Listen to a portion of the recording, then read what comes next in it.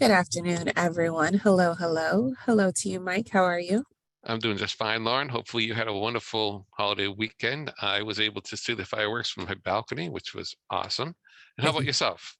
Same. Well, not from my balcony, but I was able to see them in our neighborhood. So we kept it super chill. It was nice. Great to hear it. Well, welcome, everyone. Let me go ahead and share my screen. I will take care of our introduction today. And then Mike is going to lead us in a presentation. He always has something fun up his sleeve. So I'm looking forward to today's chat. So again, good afternoon. My name is Lauren Simpson. I am with the SBDC, or the Small Business Development Center. We're a national program with over 1,000 locations across the country, and we offer no-cost services to local small businesses. Now, our services are at no cost to you because your tax dollars have already taken care of all of our fees. So hopefully your ears are perking up because I have some fun things to share with you. For the Los Angeles Network, we represent serve the Los Angeles, Santa Barbara, and Ventura counties. And you can see our physical center locations on the map in front of you. You'll see that we are in Camarillo, Santa Clarita, Pasadena, as well as out to Laverne, throughout Los Angeles, the South Bay, down into Long Beach. Now, here's the fun part. Here are the services that we provide to you, again, because for free, because your tax dollars have already taken care of our fees. We offer no cost business advising, and so you're able to sit one-on-one with a business expert who specialize in various topics, from marketing to, if you're in construction and you're looking to, a handyman looking to go into construction. I believe we have a session coming up next week. If you are looking to formalize your business, if you're looking to create a business, we have people who can help you with business plans. We have tax experts. Mike is an expert for sure. We have honestly all the topics. We cover all the topics. So anything you might come up against during your entrepreneurial journey, we have someone for you for free. And then we also offer virtual trainings, much like the training or the comprehensive workshop you have joined today. So please be sure to get in contact with us. We'd love to get started or help you get started. You can reach us at 866-588-7232 or online, smallbizla.org/new client. If you are outside of our service area, so you're outside of the Los Angeles, Santa Barbara, or Ventura counties, please go to americassbdc.org/find your SBDC. Really quickly, before Mike gets started, I would just want to share some housekeeping with you. Please be sure to put all questions into the Q&A. Again, questions in the Q&A. That way Mike can observe them while he is presenting. And then we also want to be sure we're keeping them on topic so that he doesn't lose his train of thought. Thank you. Yes, please. And then the chat will be reserved for any links or any information. A lot of people like to ask how they can view the recording to sessions, and I will be including a link to our YouTube playlist dedicated to the Mike and GB sessions. And then finally, let's get some interaction going. Mike, how about we ask those who have joined us, and there are several of you who are with us. Thank you for joining. Please enter into the chat the type of business you guys are running. So again, drop it into the chat. Everyone should have access. Let us know what sort of business you are representing today. All right, with that, Mike, throwing it to you. Thank you. Appreciate that. And let us know what topics that you would want to see.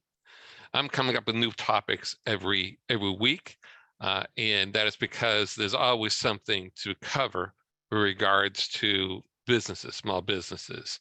And I see some people responding to your request. So everybody, please put in what it is that you're doing. I see some people that do consulting and taxes. That's awesome stuff. We're not going to be covering taxes in this session. We're going to cover how to hire a first employee and employee handbooks, that type of stuff. And we really appreciate your interaction. By the way, for those of you who are unaware, Lauren can point you to bilingual services that we offer through some of our advisors and consultants. So if you know of someone who needs some help and does not know how to speak English, please reach out to Lauren and she can refer them to an advisor that can help them. So let me go forward from there. I'm going to share my screen. I'm going to go ahead and bring up a presentation that was actually generated by someone who's no longer an advisor with the SBDC, but she was a human resource expert and a professor of human resources. Her name is Danielle Jenkins, who has an EDD. With regards to, this covers who we are, Lauren already went through that. So with regards to hiring your first employee, there are certain things you need to take into consideration. This presentation is going to cover how, what to think about when hiring your first employee, hiring challenges, and then I have created a hypothetical job description, offer letter, and handbook for a toy store, a brick and mortar toy store, to give you a sense of how we're going to go about dealing with employees. All right. So what are some of the challenges you feel that are most difficult to overcome when hiring an individual? And why don't you put answers to that into the chat room as well? What are you facing out there when it comes to hiring people? We realize there's a shortage of trained and skilled employees. We understand that. And I have another presentation on how we can go about it and address those challenges. But on top of that, what are the other challenges you're facing when you're trying to hire individuals? We'd be curious to hear that. So this presentation is going to summarize, the justifiable reasons why an employee needs to be hired. There's something called the PALE process to hire your first employee. You're going to have to review the tasks for each process step. There's going to be some Q&A available to you through the Q&A icon that's on your screen, okay? So when to hire employees, there's an approach you can take called PALE, which is prepare, analyze, lead and learn and execute. And that can be used for many different activities, not just hiring your first employee. So, but we're going to review this in relation to hiring your first employee. So preparing for your first hire. Understand the initial steps prior to hiring an employee. There's administrative steps you have to take. You have to register with the EDD. You need to carry workers' comp insurance. That's mandatory. Those are like administrative steps that you have to take. Ensure the first employee in hire is a positively memorable one. So if this is your very first employee, you don't want to make a mistake because then it sets the tone for future. You want to be sure it is the absolutely right person for that job. And never hire someone for the sake of spending money that could be used to be put back in the business. That's just logical and rational. Where are you going to focus this person's activities? Is it going to be in the financials? Admin, accounting, finance? Is it going to be associated with human resources? Is the new hire going to be associated with leadership and management or operations or training? Most people that start out need help in operations. That's where they first go. But that may not be the right place for your first hire. The right place for your first hire might be in human resources. It depends on what you're doing and how you're doing it. I can't tell you that answer. Lauren can't tell you that answer. We can help you once we understand what it is you're trying to do with your business. Okay. There are financial considerations. Do you have enough revenue coming in to cover all the expenses, which includes wages, benefits, payroll taxes, federal and state, insurance? Do you have the supplies and the tools and the software and the applications for this person that you're going to hire to do the job you want them to do? Do you have you done a future projection on your activities? If you haven't, you should, because without projections, you don't know where you're going. Where's the ship going? And obviously, you need workers' compensation insurance. That is a felony. That is something the state of California takes very seriously. You do not assume that you're going to be able to hire someone as an independent contractor for your business, because the state of California threw that out a couple of years ago under AB 5. All workers must be employees, W-2 employees, unless they meet an exception. The most common exception is a business-to-business exception, which means they must have their own business in place, have their own business license, carry their own insurance, and you must prove that they are truly in business for themselves. It's like hiring a plumber to come to your house. The plumber has his own business in place. The plumber is carrying his own tools and instrumentalities, taking work from others. Unless you can prove those types of things, you cannot hire someone as an independent contractor. They must be W-2 employees. So preparing for the first hire, human resources considerations. Need a job description that exactly matches the tasks required of the employee. You have to determine whether or not the person's going to be full-time, part-time, seasonal, contract to hire. That can happen. I know some of you, I think a few of you mentioned you're in consulting or taxes. Well, there's seasonality associated with taxes. So this time of year may be slow, but come spring, you're going to have to hire some people to help you out possibly. Depends on what you're doing. For a retail toy store that we've been talking about hypothetically, we have seasonal hiring that's going to go on here. Make sure you know all the laws, and there's a bunch of laws that California has passed with regards to employees. And if you're not up to speed on those laws, talk to us, make an appointment with us.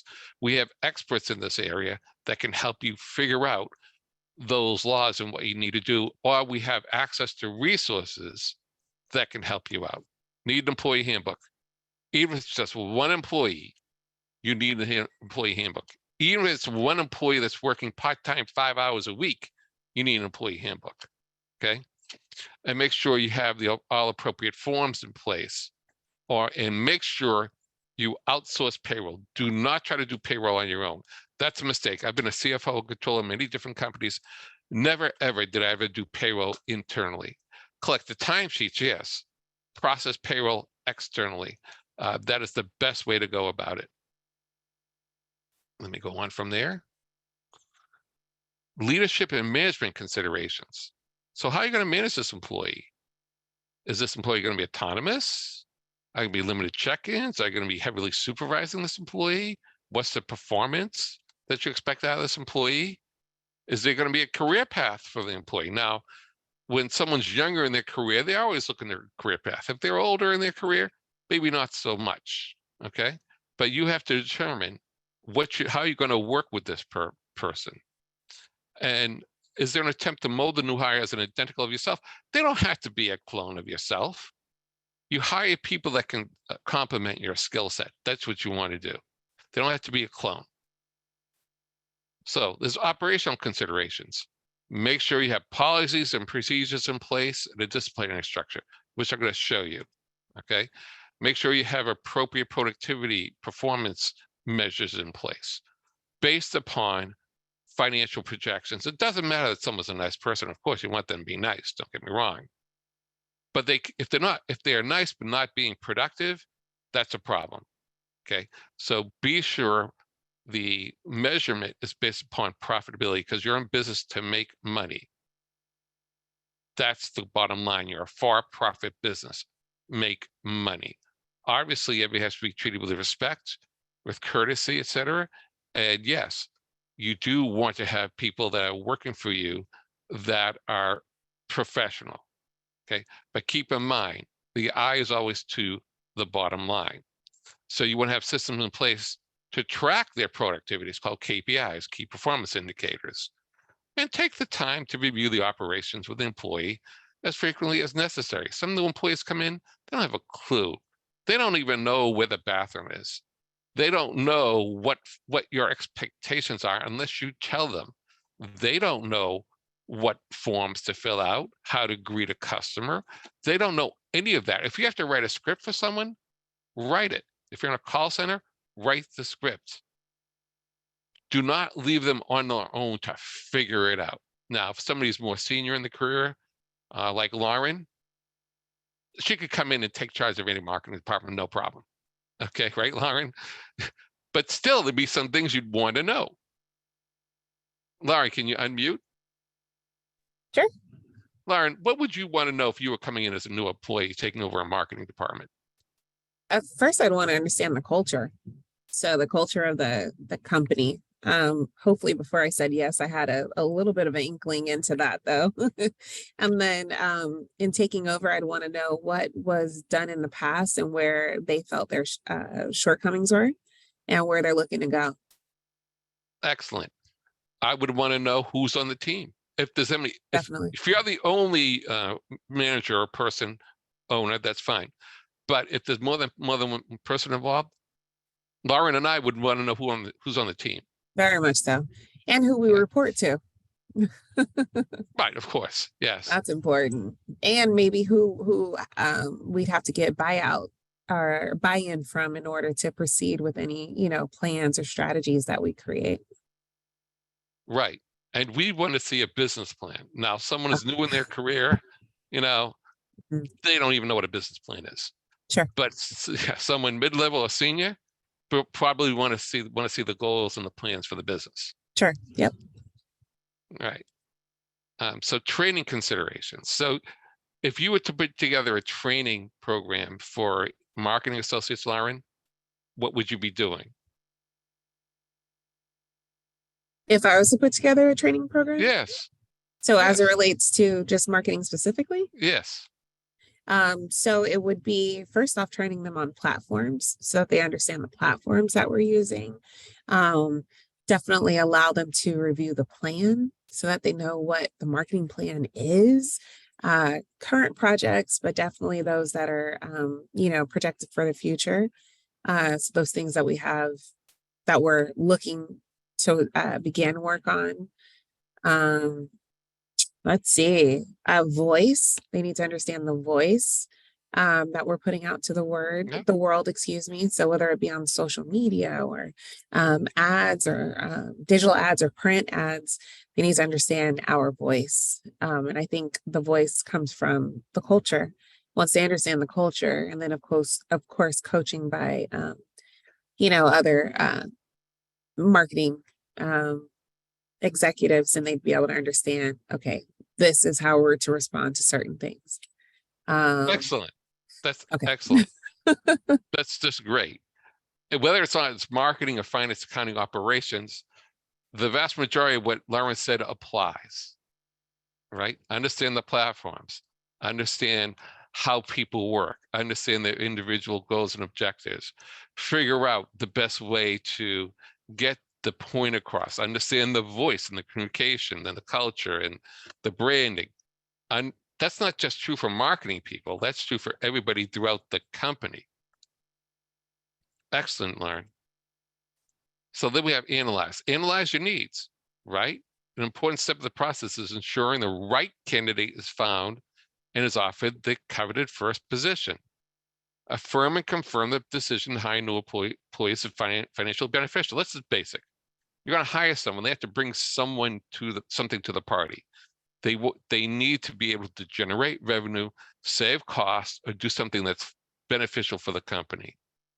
And then you set them up to begin work. Look, we've all started jobs, and I've been wondering, where's the internet connection? What's my email? Where's the software? All that stuff should be taken care of long before someone steps in the office or starts work from home.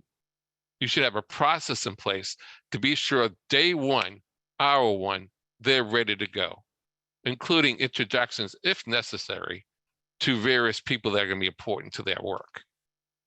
Anything to add to this, Lauren? No, I think all that's spot on. Okay.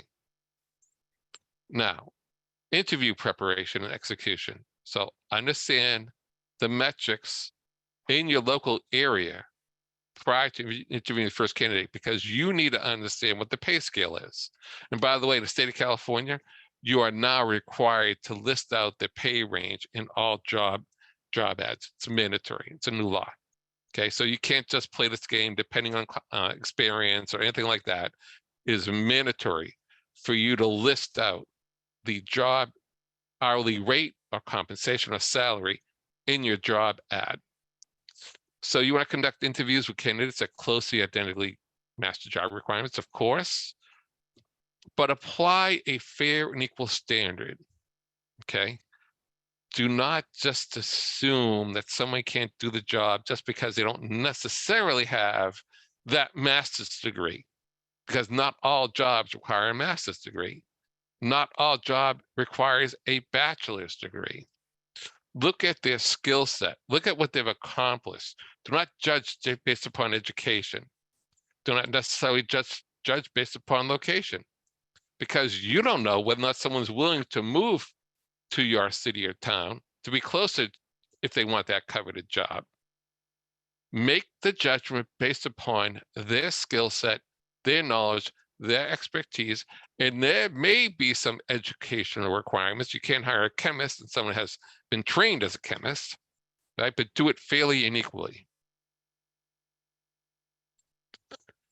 So you should always get a second opinion from a second interviewer, because doing just one interview with one person from the company may not necessarily give you the best results. You might want to have somebody else interview the candidate, because then you're getting a more rounded view. Do the background checks, but there's rules regarding background checks. Basically, you can't do them up front anymore. You can only do a background check in California after you've conducted the interviews and you're ready to do a job offer. Those are the new rules. And then after they're hired, actually, this is even before they're hired, you have to be sure that they are appropriately classified. Don't classify an exempt employee as a non-exempt employee and vice versa. Exempt employees are those who draw salaries, and don't assume just because someone has a supervisory title that they meet exemption, that they are salaried employees. That is not true. It depends on specifically what they're doing, and there's IRS rules regarding exemption versus non-exemption classifications. Be prepared to negotiate, obviously, right? But you need to know how to negotiate. Remember, you're the person that is putting out the range of salary because you're required to. It's mandatory in the state of California to do so now. So that candidate or those candidates know what your lowest minimum amount is. You might put a range in, but at least they know the minimum. So if you put the first offer out, guess what? Everyone's going to negotiate above and beyond that minimum. Everybody's going to do it, especially in this environment. It was hard to find employees. Review your business needs once again to properly classify the employees, and make sure you have a list of them, the things to do. I don't know about you, but I've shown it when I was younger, showing up at work. I'm like, what do you want me to do? Yeah, I have a job description. Lauren, you too? Yes. Go ahead, unmute, Lauren. Yeah, that's happened so many times over. And a lot of places I've been, and I'm talking large corporations, some don't even have job descriptions.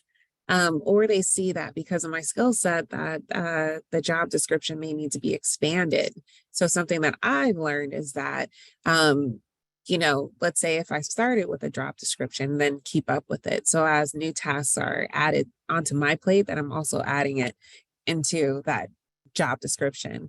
And then if there isn't one at all, make sure go ahead and create one. I think it's proactive, and I think it's okay for you to keep track of what the heck they have you doing. But I know you Right. guys we're doing the hiring, but it's just something to keep in mind for sure.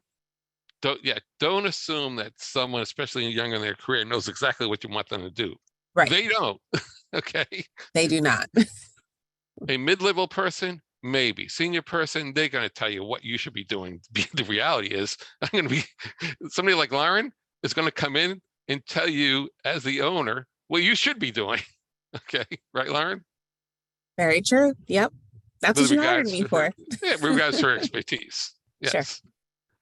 Okay, so analyzing business needs, review the costs needed to get a new hire up and running. Yeah, there's a lot of costs here, because if you are not capable of creating job descriptions and policies and procedures, then you need help doing it. You're going to have to pay for it. Okay, you're going to need to pay for payroll. It's all sorts of costs. You need to get the employee set up with applications and equipment, whatever they need, uniforms, whatever they need to get the job done. Don't get in their way. Give them the opportunity to succeed. Don't complain because someone didn't job and you didn't give them the proper equipment, application, backup support to do the job. If someone says, I need a calculator, get them a calculator. Now it's a computer, right? Used to be a calculator desk and a notepad. Now it's a computer desk and a printer. Get them what they need, okay? Make sure that you understand the total cost to hire someone from A to Z. because it's not just the wages. It's everything associated with bringing a person up to speed, including training costs. So when someone first comes in, you want to spend time with that person. You want to be able to make them feel comfortable, make sure they understand your expectations and their work environment. Give them the opportunity to learn and grow. Absolutely. If they have some new ideas, you may disagree with it. Maybe you considered these ideas a long time ago and discarded them. But listen, and then explain your point of view. They might surprise you, by the way, because what do you know about ChatGPT? What do you know about the metaverse? What do you know about social media? Lauren knows social media, but does everybody listen to us know social media? So listen to what people have to say before you discard it. Give them the opportunity to grow with the business. Why not? So obviously there should be a welcome packet, right? Make sure all the paperwork is handled. Now you can do it electronically. I remember the days you had to go in and sign a bunch of stuff by hand. That is no longer necessary. You want to make a smooth transition? Do everything electronically, okay? And make sure there's a positive and supportive environment, right? Make sure everybody knows what they're supposed to do, where they're supposed to be at, what their working hours are, etc. It's about setting expectations. The worst thing you can do is hire someone and don't give them guidelines, guardrails, and expectations. That's the worst thing you can do with an employee, okay? And though you need to show leadership, they're looking to you to lead them. You need to take the steps to ensure that they're successful. If they fall down on the job for one reason or another, don't beat on them. Give them an opportunity to learn from you, okay? Build trust with that employee and learn from them, and they'll learn from you, okay? Let them grow with the business. That means giving them additional opportunity to shine. Lauren just mentioned it, right? Lauren just stated there are times where her role grew. Lauren, can you unmute? Sure. So you mentioned there were times where your role grew. You saw a problem and you went after it, right? Yep. And what was the response? Well, I was successful, so I was able to keep my job. Exactly. It was successful. No one shut you down. You saw Yeah, the but then it problem. also elevated the brand, so the company that I work for, as well as our department. So Great. Terrific. Okay. So now, obviously, you should have a business plan. Lauren mentioned it earlier. We can work with you to create a business plan. I have worked on countless business plans, and so have my colleagues. Okay. As a matter of fact, everyone had to do a business plan to get the California Dream Fund grant. So follow the plan, right? If there's rapid transition or growth, then you have to react quickly. Okay. You have to make decisions relatively quickly, as long as they're reasonable. Okay. And then over time, you will not necessarily have that heavy duty supervision. You're not going to be micromanaging an employee. Over time, you'll be able to step back, let them handle the task, and then eventually maybe they can grow into a leadership role if they are not already a leader. And so executing the business plan requires you to provide wisdom, guidance, support, not just to your employees, not just to your staff, but to other people who come to your advice. I mean, we have a lot of senior people who have run businesses, own businesses, been at senior level. Now we're sharing our experience, our advice, our guidance with you, because that's what we want to do. That's what we like to do. Okay. And then hire more and more people as you need to. So I'm going to move on to some of the hiring challenges that we're all facing right now. I think there's some comments in the chat room. Okay, so thank you for proposing some of the requested topics, which we'll cover in later sessions. Okay, as you're all aware, you've heard of something called the Great Resignation, which is real and continuing. Okay, And it's not over. And it's not going to be over, because people want better lives for themselves. And they have determined that the corporate cultures that they have been working in, the consumer-facing positions, are very difficult to navigate with regards to pay, compensation, fairness, etc. And they want better lives for themselves. So, plus you have baby boomers who have been retiring and will continue to retire. This problem is not going to go away. It's going to be difficult to find workers over the next 10, 15 years. And you're going to have to pay more for those workers. That's just the way it is. We all have to accept it. You have to find ways to help resolve it. One way, obviously, is to pay increases, but that's not the only way. You can help people improve their skills, like paying their tuition. My nephew is a chemist, and they put $2,500 towards his student loan every year. That's one way they're investing in that young man who is new into his career, and he appreciates it. So he's getting far more than just pay. He's getting his part of his student loan paid off, or pay for them to go to school. And you're saying you can't afford it? Well, the question is, can you afford not to have the talents? You have to increase your prices in order to accommodate what you're trying to do with your employees. Number one issue facing employees right now is flexibility. They want flexibility. They want to be able to take care of their children and take care of work-life balance. And they don't want to be stuck with strict, structured hourly arrangements. I realize that if you're have a manufacturing line or assembly line or your construction, and you have to be at a place at a certain time, you can't always have this flexibility. But wherever you can have flexibility, you should put it in. That is what attracts talent. Work from home is very attractive to those in mid-level or senior level positions. So there's all sorts of issues that are facing CEOs and CFOs. Back in November 2nd, 2022, 40% of CFOs pointed to talent shortages as a top business risk. It's not going away. Accounting firms are facing significant staffing shortages. You want to know why you can't find an accountant? Without graduating from accounting school.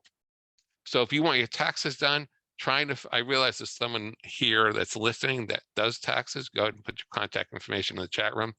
But finding people that does taxes, that single practitioner, is becoming harder and harder, because the number of accountants graduating is just going down and down. Okay. People are deliberately staying out of the workforce. Nearly 1 in 5 altered their livelihood because of the pandemic. 17% retired, 19% went to a homemaker, 14% are now working part-time. Or they started their own companies, businesses. Maybe some of you have done that. Let me continue on from here. Younger respondents aged 25 to 34 are prioritizing personal growth over searching for a job. This is based back in October 27, 2022, and these are people surveyed in May of 2022. So it's a little bit dated, but these concepts are not going away. 36% say they're focused on acquiring new skills, education, or training. About half are not willing to take jobs that do not offer the opportunity for remote work. Keep that in mind, okay? And look at the job growth. The job growth continues to climb. Job wages continue to climb. And yeah, there's going to be a lot of job switches. So if you are discriminating against hire somebody because you see them jumping from job to job, well, why did they jump from job to job? It could be they just want to make a better life for themselves. It could be that they were taking advantage of the economy. You know, that doesn't necessarily mean they're bad employees, but you have to keep them motivated and keep their pay up according to the market rate. Because oftentimes what happens is employees are brought in at a specific rate, but then their pay is never adjusted up to a competitive market rate. And when you don't do that, employees aren't particularly happy at times. So you want to make sure that your pay matches the market rate. And yes, you have to adjust your pricing strategies to accommodate for those raises. And look at the Hey, labor Mike. force. Yes, go ahead.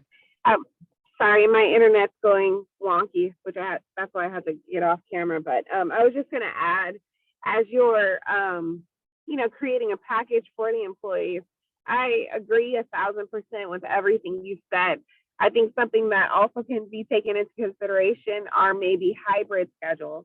If they feel like they need the person in the office at some point, then maybe think about hybrid schedules to entice the employee, or even holidays, or some companies, a lot of tech companies will do lunch every Friday for the office, but just different incentives don't have to be exactly by the book. They can be things that are like lunch, things that you enjoy.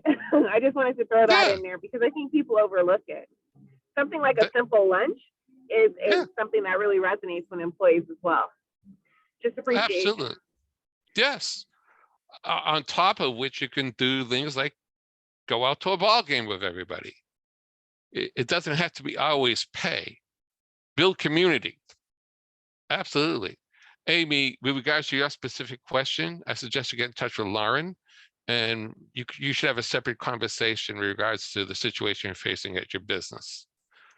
I want to move on to another slide. So look at the labor force participation rate. Lauren mentioned one thing you can do. Another thing you can do is look at older workers, because older workers, some of them are still staying in the workforce. And you can see that the 25 to 54 age group is now merging to the 55 and plus age group. So although many baby boomers have decided to retire, that doesn't mean they won't necessarily take work. And some are still staying in the workforce, as I am, and many of my colleagues. And when you hire older workers, you bring skills that you wouldn't necessarily have when you bring in younger workers, maturity, responsibility, etc. Because we've been around a while. We know what we're doing. Not as much training is necessary. Keep in mind, everybody wants the 30-year-old with 20 years of experience. That doesn't exist. And it's going to be harder and harder to find those younger workers. And when you do find them, you're going to have to pay more and more and more for them. So think about going to the older work brackets, because that's where you might find the skills you want. Okay. Look at the ratio of job openings to hires. Now, 2019, 2020, that was a pandemic. So that's why it dropped significantly. This continues to grow despite the strikes that we know about, despite the entertainment strikes. Once those strikes are settled, finding people in various jobs is only going to get harder and harder and harder. So you have to think of different ways to attract talent, including job sharing, by the way. I have a slide on this, okay? Anyone who wants a job can get it. Lots and lots of jobs out there at lower level positions, and mid-level positions, and some higher level positions. I see some jobs that are attracting 200 candidates on LinkedIn, 200 for senior level positions. Obviously, most people wouldn't be qualified for it, but people are going for it. And why not? So our unemployment rate is still relatively low compared to prior years. Yes, it spiked up during the pandemic, but that pandemic is unusual, extremely unusual. I mean, that was a once in a 100-year activity, right? So unemployment is still at relatively low levels, okay? And again, breaks it down by race and ethnicity and education. And across the board, it's still relatively low. Doesn't matter where you're looking, okay? Keep in mind that a lot of people do not want to pay for student loans anymore. So the goal of going out and get a college degree and then getting a nice job that pays for it and a nice house, who wants to do that anymore when you're going to incur $100,000 in student loan debt? Why? Go to the trades. And so finding that college age graduate with that degree that you want for the job you think requires a degree is going to be harder and harder. Don't always think about education as the be all and end all. And this is coming from someone who's got multiple degrees, a bachelor's of finance, a master's of finance, and a law degree. But I didn't take on the debt that people are taking on now to get those degrees, and my company's paid for some of those degrees. Look at the discrepancy in regards to percent of firms with positions not able to fill. Now, this is back in February of 2023. Still pretty wide gap. And if you think it's going to go away, it's not. Total employment is projected to increase from 158 million to 166 million and grow 0.5% annually over the next 10 years. Okay, so you may say to myself, oh, things will settle out and I'll be able to find anyone I want. No, you won't. You have to change your thought process about finding the workers that you need. And that's coming from the Bureau of Labor Statistics. Look at this, demographic shifts and aging populations mean countries like the US will experience an ongoing shortage of workers. And that's coming from the chief economist at Indeed. So without sustained immigration, our focus on attracting workers on the sidelines of the labor force, these countries won't simply have enough workers. And now we have people who are pushing back against immigration. And what do we need? We need workers. There's a dichotomy about what we need and what's happening politically. Now, I don't want to get a political discussion, but keep in mind, immigrants become workers. However you feel about it, legal immigrants become workers. Obviously, you should only hire someone who is legally authorized to work in the United States. Okay? The number of people of working age between ages 15 and 65 will decline in the US by 3%. That may not seem a lot, but that's actually huge. And that's going to continue beyond 10 years. So hiring difficulties will not evaporate. Okay, just keep that in mind. So what are you going to do? Think about bringing in older people.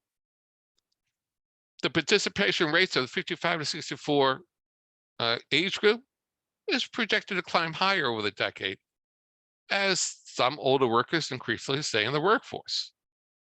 I'm 64, I'll be 65 next year. I'm not ready to retire. I have plenty of years left in me. And so do many of the people that I know.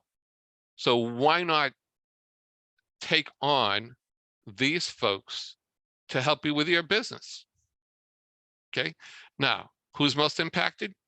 Leisure and hospitality, okay? It has the fastest employment growth of all sectors. And by the way, right now, there's a hotel strike going on in Los Angeles. So we have a hotel strike, we have an actor strike, we have a writer's strike. And none of these strikes are going to be settled quickly. It could be months, 6 months or longer before these strikes are settled. Hopefully faster than that. And why? Because the unions know that they have the upper hand. It's difficult to find workers in leisure and hospitality. And the writers are not happy about artificial intelligence and many other things. Your industry may be impacted no matter what you're doing. Healthcare and social assistance sector is going to create the most jobs over the next 10 years or 8 years, okay?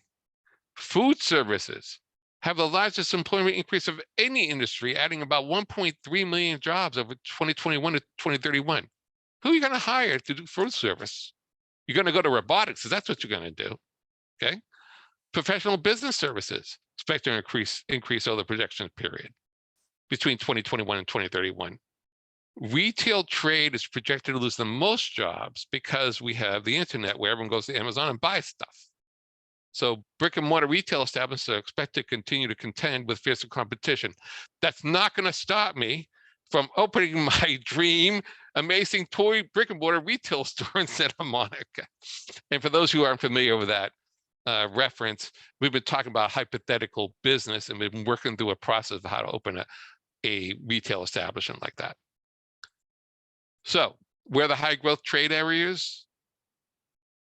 Wind turbine technicians, solar photovoltaic installers. These are the trades. This is what's growing. Oil and gas workers, okay, woodworkers, RV technicians, commercial divers. Who would have thought commercial divers? This is where a great need is in these industries. It's outpacing the average for the demands placed for these types of jobs. So what are you going to do? I said it already. Look at hiring older workers. They don't need to be trained for the core functions of the skill set. Most likely, they don't have to worry about childcare.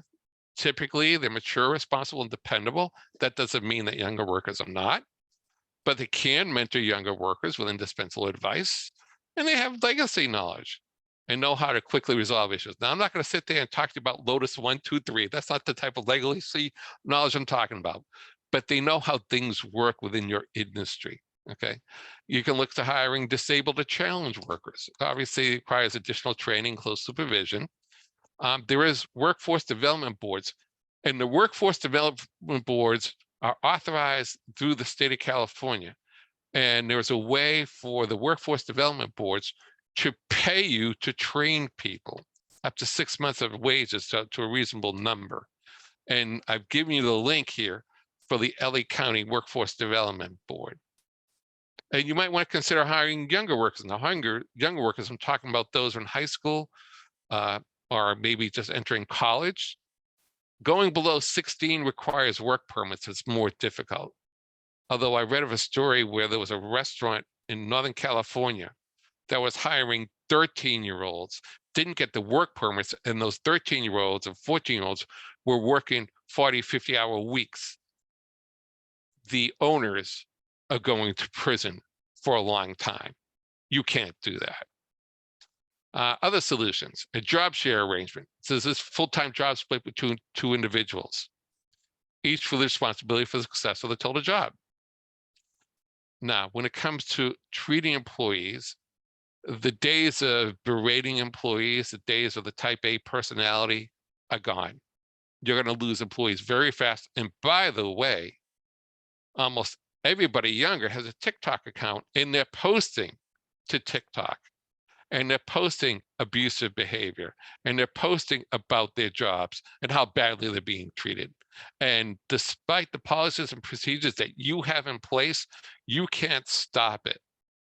So you want to have a bad reputation, treat an employee badly, berate them, and guess what? You may end up being a TikTok star. That's just the way it works nowadays. And so foster supportive environments, don't micromanage. Obviously, with new employees, you need to be able to help them accomplish what you want them to do, provide encouragement, listen to and adopt ideas offered by workers, show respect and sensitivity. Wherever you can, offer remote or hybrid work. Flexible work schedules, build community engagement with your employees. Fund childcare. That's an important one for a lot of workers. Make sure you have health insurance in place, offer a generous PTO package, offer profit-sharing bonus plans, offer pay towards student loans, minimize high-pressure demands. And remember, employees are not robots. You can hire robots, but employees are not robots, okay? And DEI is getting a big play nowadays. Bottom line is treat people the way you want to be treated. That's what you should be doing. Okay, now let's talk about robots. So this, what you see on the screen here on the left-hand side, is a serving robot that a restaurant can hire, a hotel. It costs $32,900. Now there's others out there, but you're going to be seeing more and more of this. Plus, there's automation going on in every industry, and artificial intelligence, and I'm going to show you that if we have time, is also making things a lot easier. So keep in mind, there's going to be a lot of changes coming about because of automation and artificial intelligence that will directly impact on you, your industry, and your job and your employees. And there's nothing you can do to stop it. You should just adapt to it and see how it can work for you. Okay, so here's my hypothetical toy store. I said Beverly Hills. I think I'm going to be in Santa Monica now for collectible board and card games. and I went to ChatSonic, which is built on top of GPT, to create an ad copy. And it took 5 seconds to do this. Now, does this replace a human being? No. I'd still want Lauren to review this. I would still want someone who's an expert to be sure that this is appropriate. But it does change things for lots and lots of people in many different ways. Okay. These are all the laws affecting, not all of them, some of the laws affecting businesses in the state of California. You have the Business and Professions Code, you have the Commercial Code, you have the Corporation Code, the Financial Code, the Health and Safety Code, the Labor Code, Public Contract Code, the Revenue Taxation Code, the Uninsurance Code. I mean, it's a lot. And it's not just California. Every state has their own version of these codes. Some of the codes you really need to be aware of, right? So we have 3 new state holidays. I think we all just, June 19th just passed last month. That's a new state holiday. The Lunar New Year passed in February, and there's a Genocide Remembrance Day. You don't have to make these a paid holidays, but keep in mind they are state holidays. Background checks. I mentioned before, you can't do a background check up front anymore. So talking about hiring employees, California employers can ask about, look into, or consider criminal history at all until the applicant has received a conditional offer of employment. Keep that in mind. And by the way, just because someone has had a criminal history doesn't mean that you cannot hire them. Because the state of California states that the employer must conduct an individualized assessment as to whether the conviction has a direct and adverse relationship with the specific job duties of the position. So if you are running a restaurant and you need a prep cook, and the conviction that someone has nothing to do with prepping food, guess what?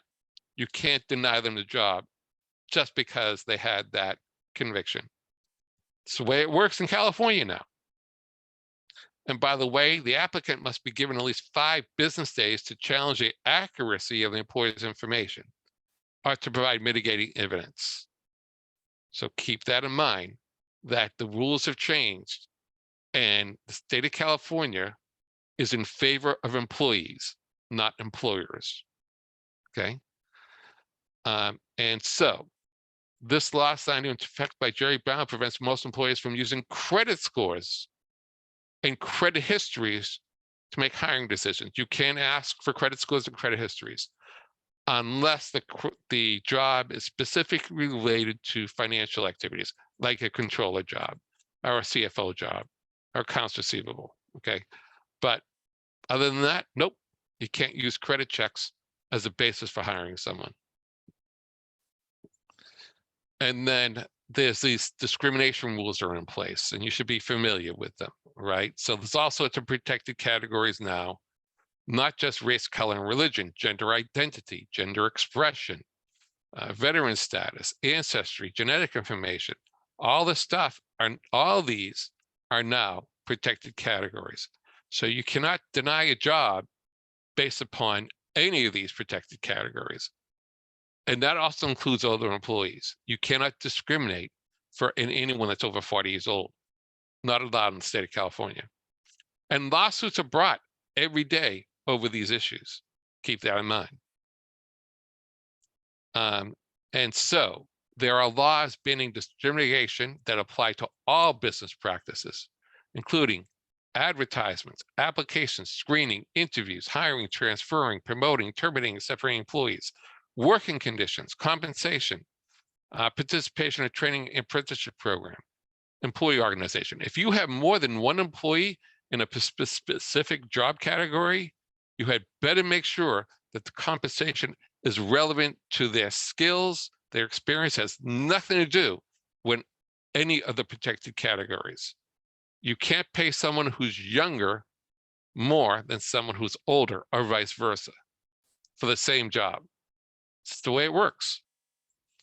The minimum wage has increased on January 1st. I think it increased again recently.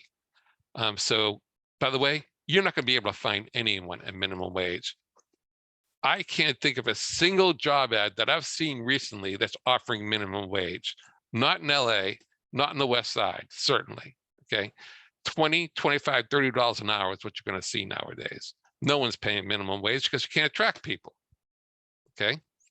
So the law requires that companies that employ at least 15 people to include salary ranges. That's what I'm talking about. You have to include salary ranges in all job postings. And you have to provide them to existing employees upon request. Keep that in mind. That's a new law that came in existence as of January 1st, 2023. And there's penalties associated with that. Harassment training. I'm sure many of you have been through this. If you have more than 5 or more employees, you have to have 1 hour of sexual harassment and abusive conduct prevention training to non-supervisory employees and 2 hours of sexual harassment and abusive conduct prevention training to supervisor employees every 2 years. I work as an independent contractor for another organization, and they required me to take it because they wanted all independent contractors to go through the training. You can put that in place too. This is mandatory. Don't forget that. There's this Fast Food Workers Council that was established on January 1st, and there was a unionization law that came in existence as of January 1st to allow farm workers to vote by mail. There's all sorts of rules regarding privacy. Bottom line is you have to keep everything private regarding your employees. Can't be disclosed, and the employees have right to access information. You cannot deny them access to their own information, okay? And there's rules regarding contraceptive. You can't, it's illegal to discriminate against an employee because of their reproductive health decision-making. Can't do it, which makes sense, okay? Can't retaliate against someone who is claiming that there's a danger at work, a significant danger.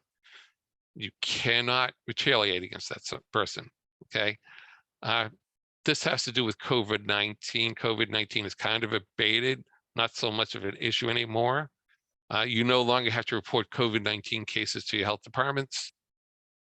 There is a relaxation of the definition of people an employee may nominate to take time off for leave. So they can designate a person in addition to the existing categories. Say, I want to take care of my partner, whoever that partner might be. And you have to give them that time off. Mandatory. Okay. Not this paid sick leave regarding COVID-19 is not so much in effect anymore. Bereavement leave. You can't retaliate against someone who takes bereavement leave. Can't do it. Okay. But they have to provide work proof of death. Okay, that is mandatory, that you cannot discriminate. And applies to private employees with 5 or more employees. And the leave must be taken within 3 months of the death. Paid family leave. All right, so if somebody wants to take paid family leave, keep in mind that there's a grant available to you called through the Employment Training Panel, ETP. It's a paid family leave grant program to help small businesses offset the cost when an employee is out, which includes cross-training existing staff, bringing on new employees, and you get up to $2,000 under the grant. And that fund is available through May 31st, 2024, next year, or when the funds run out. So if you have somebody taking off for paid family leave, keep in mind that this grant is available to you under SB 951. All employees, and now it's even just have one employee, must have either a 401k plan or sign up for CalSavers, because the state of California wants employees to save for retirement. Now, it's not a requirement for you to match, but you need to offer it. It's mandatory. And this applies if you just have one employee. And remember, you can't just hire independent contractors because all workers must be employees, and that's the mean exception. So that's what I have for today. I was going to do more, but we'll cover more next week. I have a job description, and I have a employment offer, and I have an employee handbook, and I want to go through this with everybody next week. And much of this was done through ChatGPT. So Lauren, thank you so much for your time. I hope that was helpful to everybody. And I will see you next week, Thursday at 1 o'clock. Bye, everybody.